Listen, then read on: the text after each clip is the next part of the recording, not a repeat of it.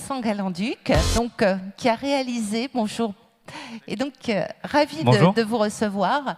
Donc vous avez réalisé un documentaire assez exceptionnel. Vous avez également publié un ouvrage, avec Angèle Ferremag, sur les zones bleues. Donc, les secrets de la longévité. L'ouvrage se trouve donc auprès de notre libraire, donc n'hésitez pas, je pense que vous serez tout à fait disposé, docteur Galland-Duc, à le dédicacer.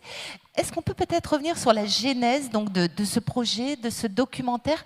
Comment vous avez eu connaissance de ces zones bleues? Qu'est-ce qui vous a donné envie de vous intéresser? Et comment donc, est né ce projet donc, de reportage sur France 5 et de livres également? Alors effectivement, moi je suis médecin à Paris et un jour on m'a appelé en me disant écoute, est-ce que ça t'intéresserait d'aller faire le tour du monde pour aller rencontrer chacune de ces zones bleues? Il y en a 5 dans le monde. Et alors j'ai dit mais c'est quoi en fait une zone bleue?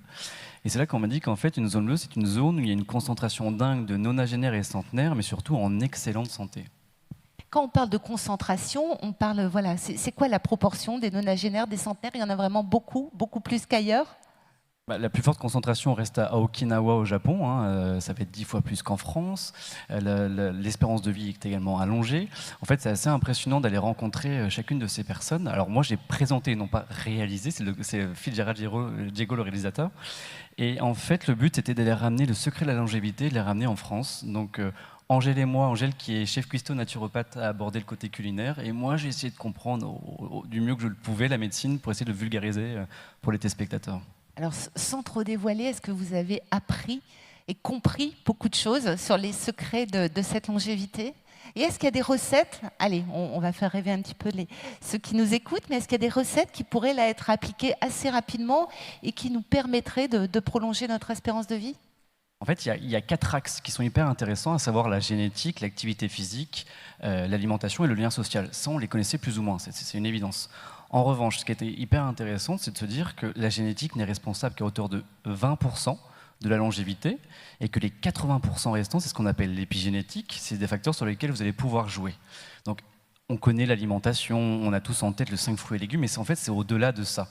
Les gens qu'on a rencontrés avaient pour point commun, alors, de n'avoir très très peu voyagé, de n'avoir mangé que la même alimentation dans toute leur vie, très monotone, avec des fruits et légumes adaptés de saison, des viandes qui ont grandi et qui se sont nourries sur les terres locales. Et en fait, il semblerait, d'après Gianni Pes, qui est un médecin généticien sarde, que si vous respectez votre patrimoine génétique, et pour le respecter, du moins, il faut garder son alimentation et avoir une alimentation monotone de ses origines. À titre d'exemple, je suis normand, mes grands-parents sont normands, mes parents sont normands.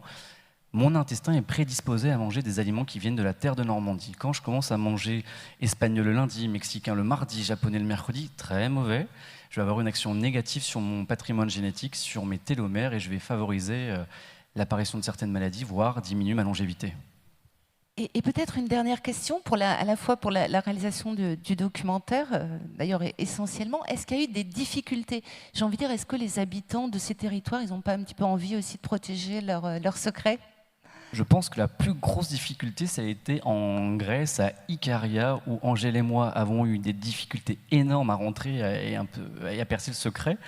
En fait, en ce moment, il y a beaucoup d'éclairage sur ces régions et je pense qu'ils en ont marre de divulguer ces infos, notamment à Ikaria. Ils ont une particularité, c'est d'avoir une activité sexuelle qui perdure dans le temps. Et il est prouvé scientifiquement qu'avoir des relations sexuelles, du moins des rapports, pour les hommes, 21 éjaculations mensuelles diminueraient d'un tiers le cancer de la prostate. Et que chez les femmes, les rapports sexuels et également, notamment les massages au niveau des seins, diminueraient également les cancers du sein. D'accord. Et sinon, en dehors d'Ikaria, où ils étaient un petit peu plus réservés pour témoigner, au Japon, à Okinawa, c'est une culture qui est un peu différente. C'est-à-dire qu'on est moins on va moins montrer ses sentiments. Donc c'est vrai il y a une barrière, il y a une politesse. Les partager, codes sont complètement différents. En revanche, lorsqu'on est allé au Costa Rica, là, c'est complètement latin. Il y a une chaleur humaine. Tout le monde chante, tout le monde danse avec vous. Tous les ans, ils font la feria à Sul. Et on a pu rencontrer 42 centenaires à Nicoya, dans cette zone du Costa Rica. Et tous les ans, ils les célèbrent, ils les mettent énormément en avant. Et l'autre point commun qu'on peut retrouver dans toutes ces régions, c'est qu'il n'y a pas d'isolement social. On en parlait tout à l'heure comme facteur préventif sur l'Alzheimer. En fait, là-bas, la personne âgée est vraiment le pilier de la famille. C'est-à-dire qu'à aucun moment, on va les laisser de côté. Et il n'y a pas de maison de retraite. c'est assez phénoménal à constater, oui. Très bien. Écoutez, moi j'ai encore plein de questions. J'imagine que vous en aurez aussi tout à l'heure, mais ce que je vous propose, c'est peut-être qu'on regarde tout de suite le documentaire. Et donc, Vincent, on se retrouve à son terme pour continuer de discuter et bien sûr répondre à toutes vos questions. Merci beaucoup.